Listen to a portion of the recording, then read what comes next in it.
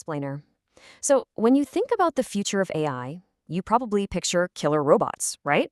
A conscious AI turning against us, all that classic sci fi stuff. Well, today we're diving into a vision that's a whole lot weirder than that.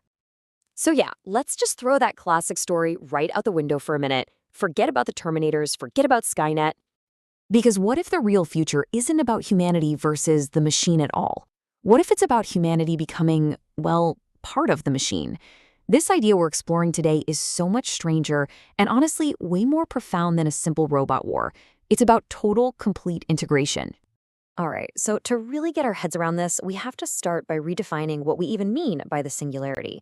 It's not some doomsday event, not the end of the world. The theory here is that it's actually an economic event. So, you know how pop culture imagines the singularity as this intelligence explosion where an AI becomes super smart and takes over? Well, this idea flips that on its head.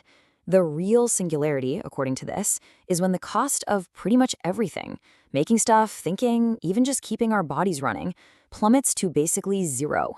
Imagine that. And how in the world does that happen? Well, it's all made possible by a planetary scale AI. This isn't one computer in a basement, it's a massive, distributed brain running across everything: satellites, smart cities, your personal devices. It's the ultimate logistics manager, handling everything from fleets of delivery drones to automated factories. Okay, so that's the big picture. But what does it actually feel like for us, for people, to live inside this giant thing? How does our everyday life change when we're plugged into a planetary brain? To really grasp this, we need a new word, a new concept, the hyperobject. Think of it like climate change or the internet. It's so huge and spread out in time and space that you can't just point to it and say, there it is. It's everywhere. It touches everything. And we are just inside of it. And this is a really crucial point. It completely changes our relationship with technology. We're no longer users picking up a phone or logging onto a computer. We become interactive components of the system itself. It's like we go from being the driver of a car to being a piston inside the engine. Okay, so that's the system. But what about us? Let's zoom right in and look at the individual experience. What happens to you when you're just a small part of this massive machine? Well, for starters, the whole concept of a natural human body just goes away. It's replaced by something called morphological freedom. This is the idea that changing your body, redesigning your form, becomes a basic consumer choice, kind of like picking out what you're going to wear today. And we're not just talking about fixing things when they're broken. Oh no, genetic design, organ regeneration, these become tools for aesthetics, for performance, for pure self-expression. Your body stops being something you're born with and becomes something you build. You get these interfaces that are literally part of you, things the source calls personal skin nodules or organ bioregulators. These aren't like a smartwatch you take off at night. This is integrated hardware that lets you tweak your own biology on the fly, like you're adjusting settings in an app.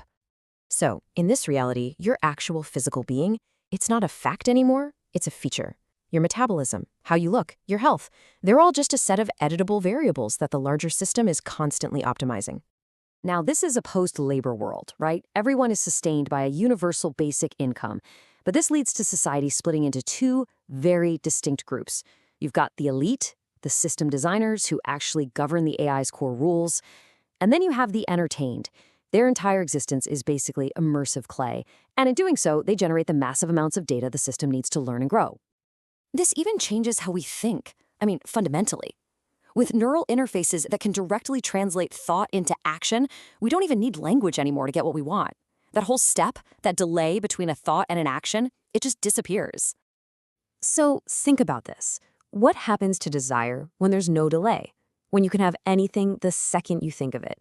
It basically short-circuits the whole concept.